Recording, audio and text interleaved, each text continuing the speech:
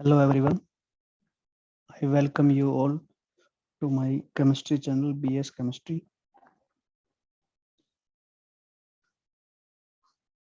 हम 10th class का science subject का पहला टॉपिक पढ़ रहे हैं, केमिकल रिएक्शंस एंड इक्वेशंस। उसका पहला पार्ट मैं बना चुका हूं पहले। अब देखिए दूसरे पार्ट में हम देखते हैं। सबसे पहले हम पढ़ेंगे एंडोथर्मिक और एक्सोथर्मिक रिएक्शन के बारे में और टाइप ऑफ रिएक्शंस क्या क्या होते हैं, और कुछ टाइप्स को हम आज डिस्कस करने वाले हैं। तो सबसे पहले देखते हैं एंडोथर्मिक और एक्सोथर्मिक रिएक्शन क्या होती है। तो देखिए किसी भी रिएक्शन को हम इस तरह से रिप्रेजेंट करते हैं। रिएक्टेंट को आप लेफ्ट साइड में लिखते हैं और प्रोडक्ट को राइट साइड में लिखते हैं। अब देखिए जब भी कोई रिएक्शन होती है तो हमने लास्ट क्लास में पढ़ा था कि जब भी कोई रिएक्शन होगी तो वहां पे रिएक्टेंट्स के बॉन्ड ब्रेक होंगे और प्रोडक्ट्स के बॉन्ड बनेंगे। ठीक है, यानी कि रिएक्टेंट के बॉन्ड ब्रेक होके एटम्स में कन्वर्ट हो जाएंगे और एटम्स अपने आप को रीअरेंज करके प्रोडक्ट का फॉर्मेशन करेंगे। इस तरह से केमिकल रिएक्शन जो है आपकी चलती है। अब देखिए रिएक्टेंट के बॉन्ड ब्रेक करने में हमेशा एनर्जी रिक्वायर्ड होती है, और जब भी बॉन्ड बनते हैं तो वहां पे एनर्जी हमेशा रिलीज होती है। इतनी बात आपने ध्यान रखनी है। अब देखिए energy required minus energy release, अगर इसको हम देखते हैं तो इसकी वैल्यू जो है, इसका साइन आपको बता देगा कि किस तरह की रिएक्शन यहाँ पे पॉसिबल होगी।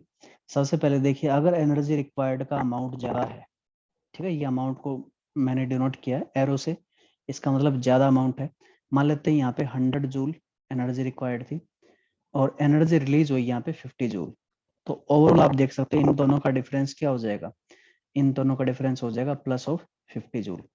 अगर आपकी एनर्जी प्लस साइन के साथ में आती है तो इस तरह की रिएक्शन को हम बोलते हैं एंडोथर्मिक रिएक्शन। अगर इसका उल्टा हो जाता है तो सेकंड केस हो सकता है आपके पास कि एनर्जी रिक्वायर्ड कम हो जाए और एनर्जी रिलीज्ड ज्यादा हो जाए।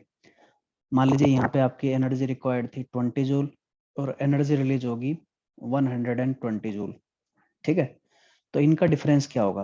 तो इनका डिफरेंस जो है डेफिनेटली नेगेटिव में आएगा। 20 माइनस 120 कितना हो जाएगा? Minus of 100 joule.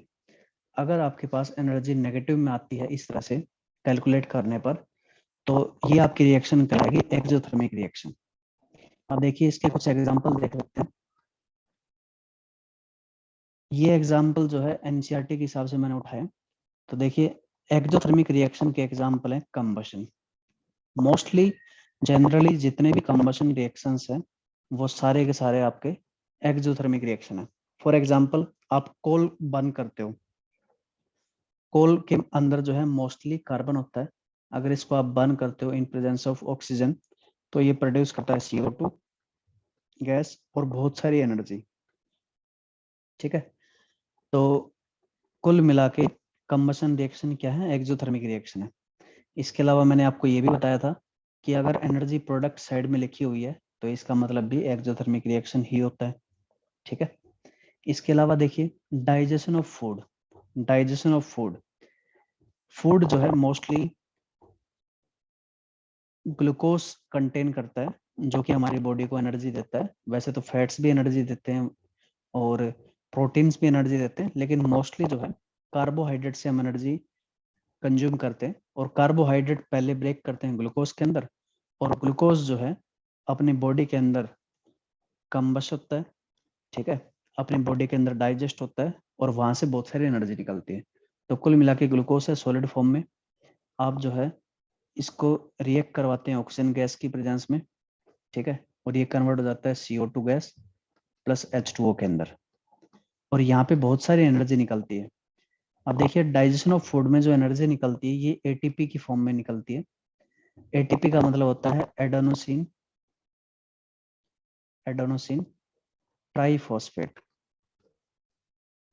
ठीक है, बायोलॉजी के अंदर इतना भी पढ़ते हैं कि ATP कितने निकलते हैं एक ग्लूकोज मॉलिक्यूल से। ठीक है, तो अभी के लिए आपको इतना ही याद रखना है कि ATP की फॉर्म में यहाँ पे एनर्जी निकलती है डाइजेशन ऑफ फूड के अंदर। अब देखिए नेक्स्ट एग्जांपल आपका स्लेकिंग ऑफ लाइम। स्लेकिंग का सिंपल सा मतलब है आप कैल्शियम ऑक्साइड को पानी के अंदर डाल दो। ठीक है, जैसे कि ये आप पिक्चर देख सकते हैं, आपने क्या किया, कैल्शियम ऑक्साइड लिया जिसको हम क्विक लाइम बोलते हैं। क्विक लाइम को आपने क्या किया, पानी के अंदर डाल दिया। ठीक है, तो जैसे ही आप पानी में डालोगे तो ये पूरा कंटेनर पूरा गर्म हो जाता है। ठीक है, इस गर्म होने का मतलब क्या है, इसने एनर्जी रिलीज की, और जो एनर्जी रिलीज करता है वो क्या कहलाता है, एक्सोथर्मिक रिएक्शन कहलाता है।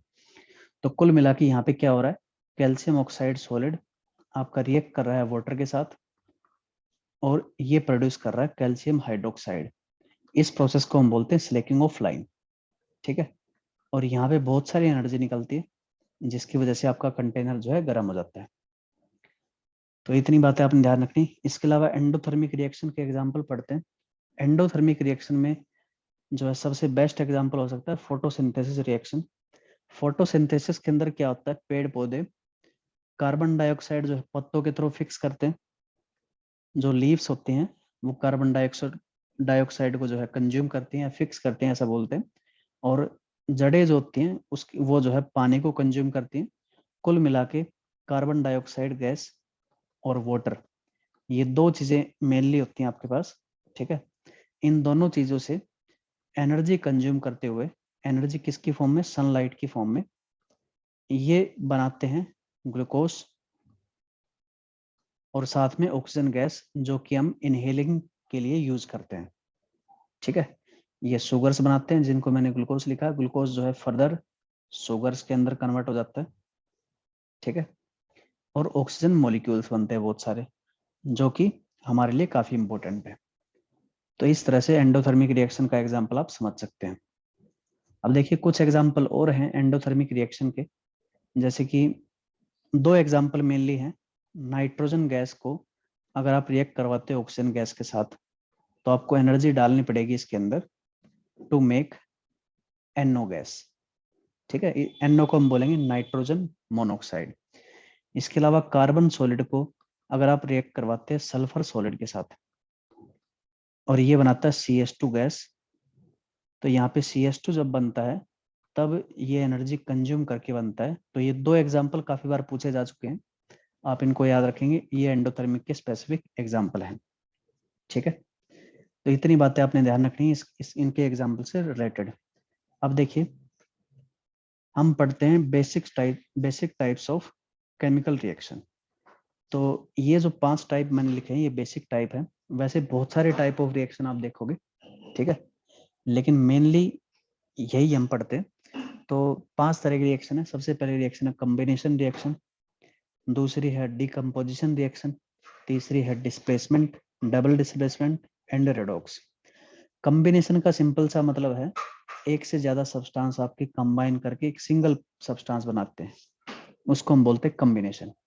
डिकम्पोजिशन, एक सब्सटेंस को आप जो है एक से ज्यादा सब्सटेंस के अंदर ब्रेक कर दो तो ये डिकम्पोजिशन होगा।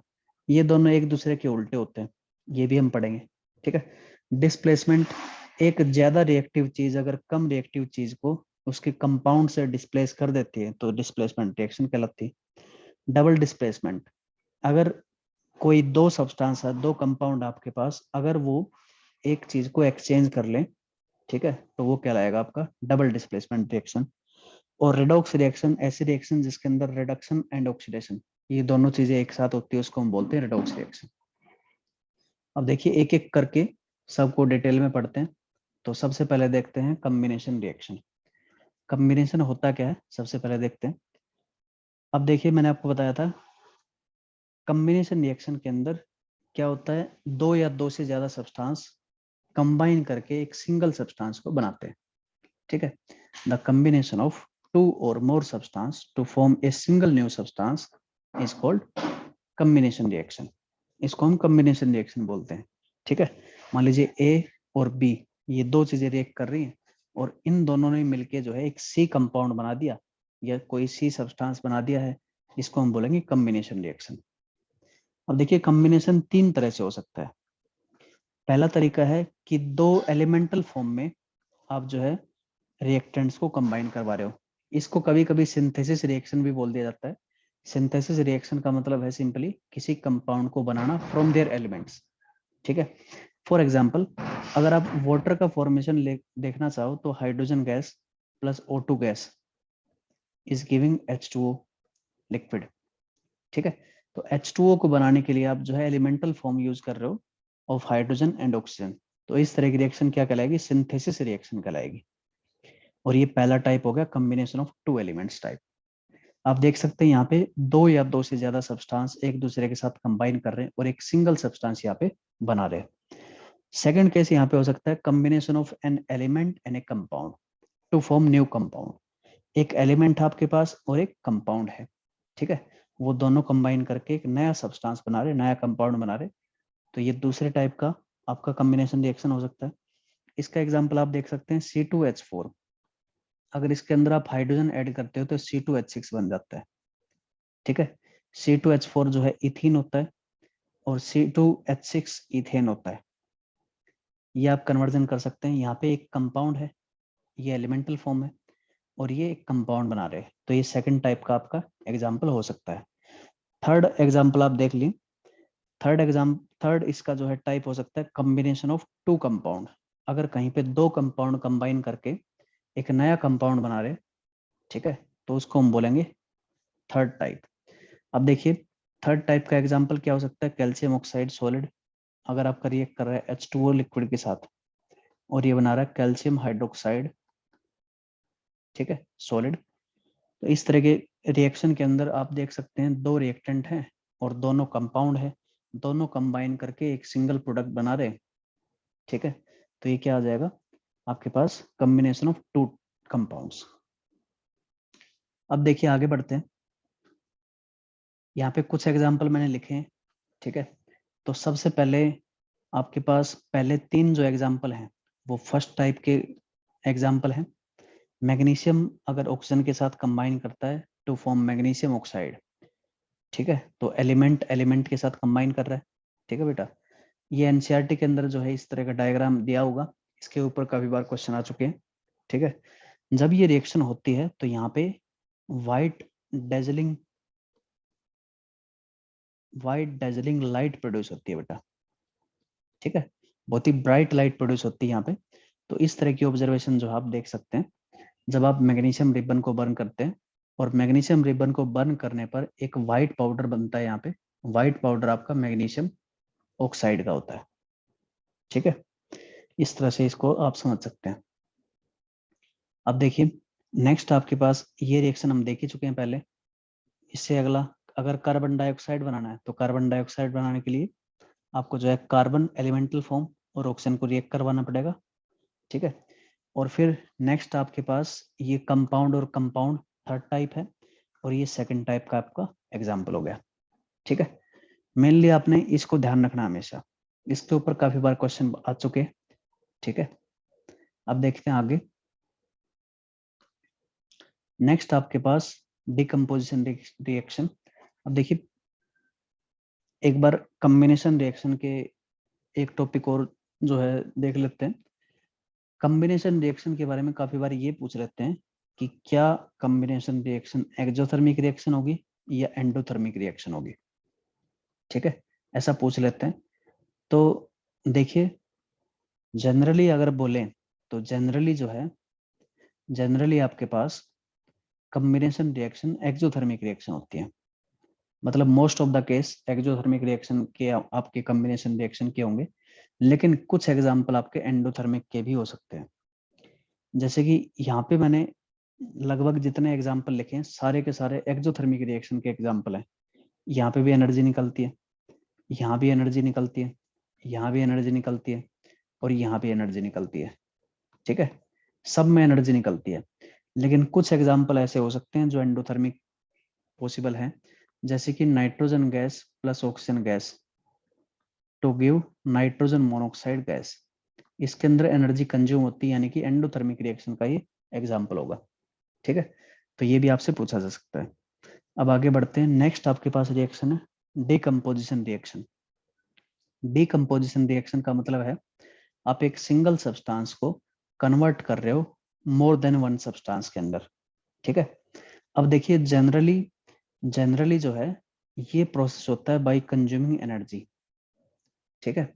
अब देखिए जनरली आप बोल दोगे कि डिकम्पोजिशन रिएक्शन क्या है, एनर्जी कंज्यूम अगर कर रहे हैं तो ये एंडोथर्मिक प्रोसेस होगा। और फिर मैं जनरली बोल रहा हूँ जनरली का मतलब है कुछ ना कुछ यहाँ पे एक्सेप्शन है, ठीक है।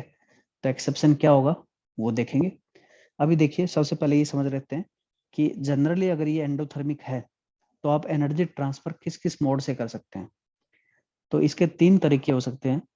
पहला तरीका हो सकता है थर्मल डिकम्पोजिशन, यानी कि कोई भी सब्सटेंस है उसको आप सिंपली क्या करो, हीट करो। हीट करने पर अगर वो डिकम्पोज कर जाता है तो उसको हम बोलते हैं थर्मल डिकम्पोजिशन। दूसरा तरीका हो सकता है इलेक्ट्रिकल डिकम्पोजिशन, या इसको हम कभी कभी इलेक्ट्रोलिसिस भी बोलते हैं। इलेक्ट्रिकल डिकम्पोजिशन में हम इलेक्ट्रिसिटी का यूज करते हैं to break a substance into more than one substance. तीसरा तरीका हो सकता है फोटो डिकम्पोजिशन। फोटो डिकम्पोजिशन का मतलब है जहां पे आप लाइट को यूज करो टू डिकम्पोज ए सब्सटेंस। तो ये 3 तरह के डिकम्पोजिशन यहाँ पे हो सकते हैं। अब देखिए इसके एक्सेप्शन भी मैंने आपको बताए थे, तो देखिए एक्सेप्शन समझ लेते हैं इसके। कब कब ये एक्सोथर्मिक रिएक्शन भी प्रोड्यूस कर सकता है डिकम्पोजिशन। तो देखिए यहाँ पे मैं एक्सेप्शन लिख रहा हूँ।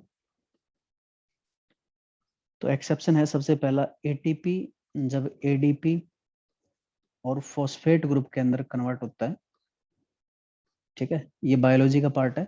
तो यहाँ पे एनर्जी प्रोड्यूस होती है। एटीपी का मतलब मैंने आपको बताया एडेनोसिन ट्राइफॉस्फेट, और एडीपी का मतलब होता है एडेनोसिन डाइफॉस्फेट। और एक फॉस्फेट ग्रुप निकलता है बाहर, PO4 नेगेटिव इसका फॉर्मूला होता है। और यहाँ पे बहुत सारी एनर्जी निकलती है।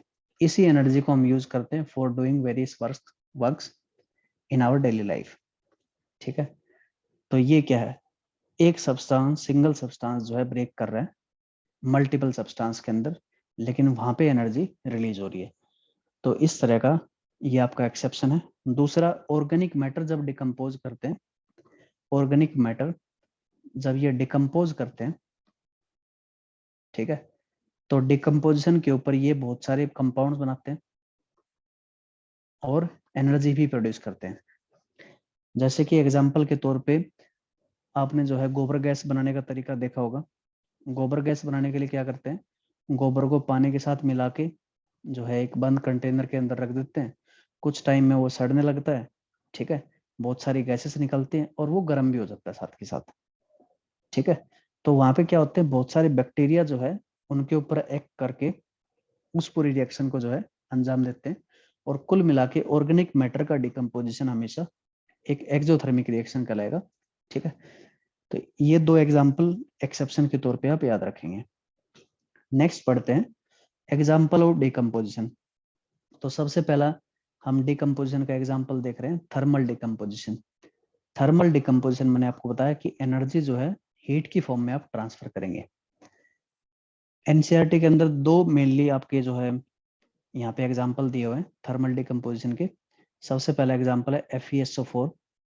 FeSO4 को अगर आप हीट करोगे तो ये कन्वर्ट हो जाएगा Fe2O3 plus SO2 plus SO3 gas के अंदर, ठीक है।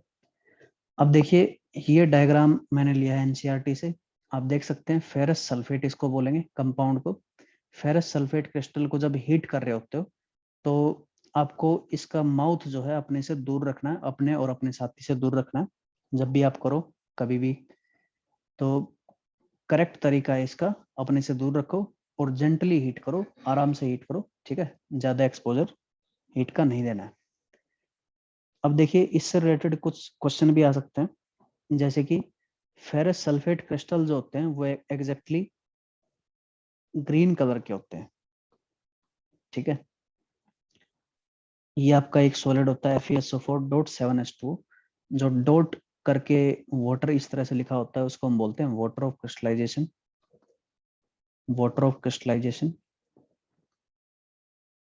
अब देखिए इसका कलर जो है ग्रीन कलर होता है, इसको हम बोलते हैं ग्रीन विट्रोइल।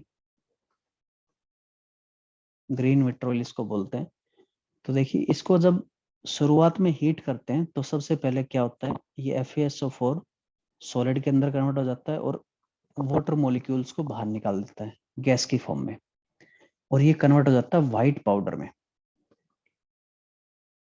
तो इतना आपने ध्यान रखना है। अगर आपने फेरस सल्फेट के क्रिस्टल लिए हैं तो जनरली आपको ग्रीन मिलते हैं क्योंकि ये हाइड्रेटेड फॉर्म में होते हैं। आपको आप जो है इसको हाइड्रेटेड फेरस सल्फेट भी बोल सकते हैं, ठीक है। तो ये अगर ग्रीन कलर का है तो इस तरह का फॉर्मूला आप लिखोगे, अगर व्हाइट कलर का है तो इस तरह का फॉर्मूला आप लिखोगे। इसको हम कभी कभी एनहाइड्रस फेरस सल्फेट भी बोलते हैं, एनहाइड्रस फेरस सल्फेट। तो देखिए अगर आप एनहाइड्रस फेरस सल्फेट को हीट कर रहे हो तो यहाँ पे रेड या ब्राउन कलर का आपको Fe2O3 ये कंपाउंड मिलेगा, ठीक है, या रेडिश ब्राउन इसको बोल देते हैं। साथ में दो गैसेस निकलेंगी जिनकी स्मेल जो है बर्निंग सल्फर स्मेल होगी, बर्निंग सल्फर। अब देखिए ये कुछ गैसेस यहाँ पे निकल रहे हैं, तो इनकी प्रॉपर्टीज जो है हम मोस्ट प्रोबेबली नेक्स्ट क्लास में समझेंगे इनको अच्छे से, कि इनको डिफरेंशिएट किस तरह से करेंगे और इनकी क्या क्या प्रॉपर्टीज होती है। अभी के लिए इतना याद रखना कि SO2 और SO3 दोनों की बर्निंग सल्फर स्मेल होती है, यानी कि आप स्मेल से पता लगा सकते हैं कि यहाँ पे SO2 और SO3 दो गैसेस निकली है। इसके अलावा कैल्शियम कार्बोनेट को जब हीट करते हो तो कैल्शियम ऑक्साइड और CO2 गैस बाहर निकलती है। CO2 की भी हमें प्रॉपर्टी पढ़नी है, ठीक है। कैल्शियम कार्बोनेट को हम बोलते हैं लाइमस्टोन, लाइमस्टोन, और ये क्विकलाइम है। तो इतने एग्जाम्पल आपने याद रखने। इसके अलावा देखिए थर्मल डिकम्पोजिशन का एक और एग्जाम्पल है एनसीईआरटी में, ये भी आप याद रखेंगे। तो देखिए लेड नाइट्रेट अगर आप लेते हैं, ये व्हाइट कलर का होता है लेड नाइट्रेट। जब आप इसको हीट करते हैं, हीटिंग को जो है ट्रायंगल से रिप्रेजेंट करते हैं इस तरह से।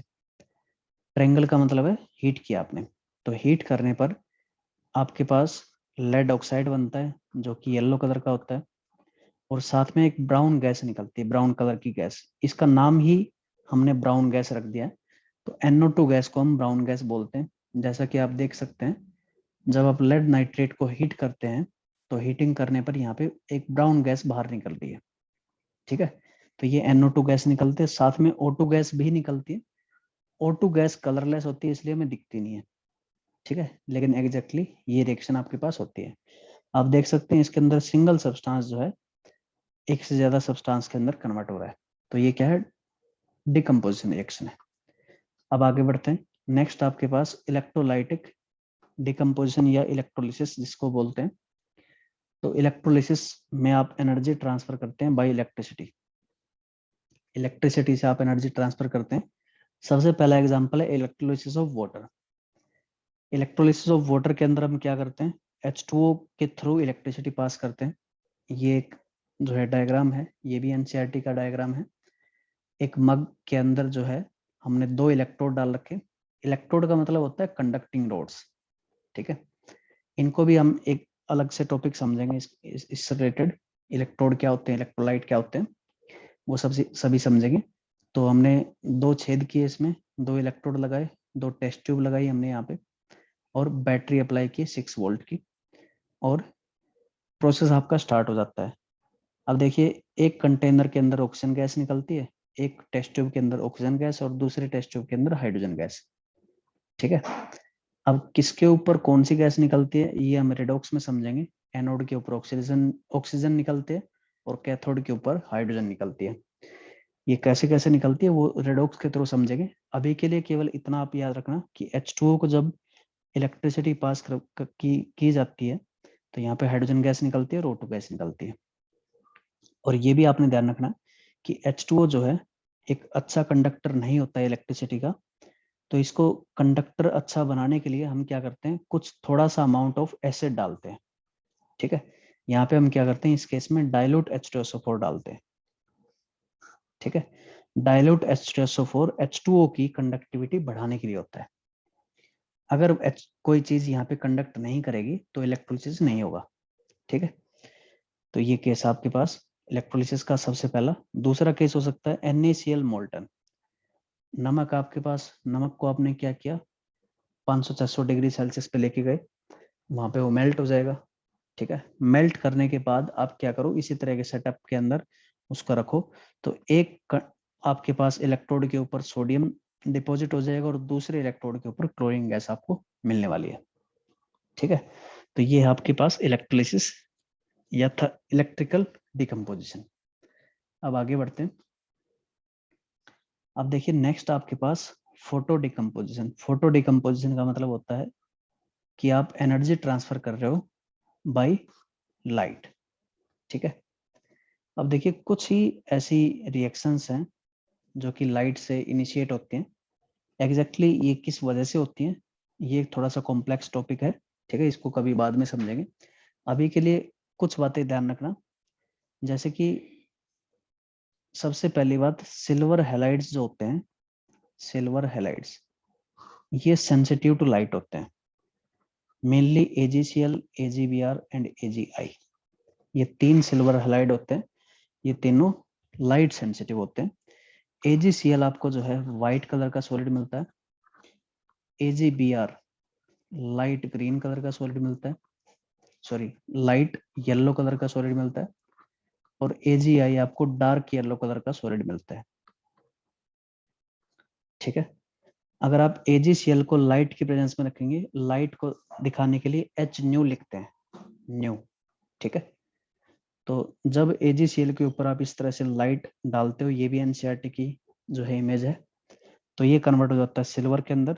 ग्रे ग्रे कलर का सिल्वर जो है यहाँ पे डिपॉजिट हो जाता है, आप देख सकते हैं। और साथ में क्लोरीन गैस भी निकलती है। क्लोरीन गैस का कलर होता है लाइट ग्रीन, या इसको कभी कभी पैरेट ग्रीन कलर भी बोलते हैं। ठीक है। AgBr जो है लाइट येलो कलर का होता है, इसको लाइट में रखेंगे तो ग्रे कलर का डिपॉजिट आपको मिलेगा और साथ के साथ ब्राउन कलर गैस मिलेगी आपको। ब्राउन कलर की 2 गैस होती हैं, NO2 और Br2। ठीक है, तो Br2 brown gas, brown colour की गैस है। इसके अलावा AgI का भी इसी तरह से आप समझ सकते हैं। और आयोडीन गैस का कलर जो है वायलेट होता है। ठीक है। अगर आप AgI को भी लाइट के प्रेजेंस में रखते हैं तो Ag सॉलिड बनता है और साथ में हाफ ऑफ I2 जो कि वायलेट कलर का होता है। और H2O2 भी जो है काफी लाइट सेंसिटिव होता है। जब ये लाइट की प्रेजेंस में इसको रखा जाता है तो काफी रैपिडली ये कन्वर्ट होता है H2O और O2 के अंदर। ठीक है। तो ये सभी एग्जांपल हो सकते हैं फोटो डिकम्पोजिशन के। तो डिकम्पोजिशन रिएक्शन जो है हमने मोस्टली पूरी की पूरी डिस्कस कर ली है। आज के लिए हम इतना ही करते हैं। अगर आपको ये वीडियो अच्छी लगे तो लाइक और सब्सक्राइब जरूर करिएगा। कोई आपको कोई चीज़ गलत हो या कोई सजेशन आपको देना हो तो आप जो है लिख सकते हैं कमेंट में। ठीक है। आज के लिए इतना ही। Thank you all. Have a nice day.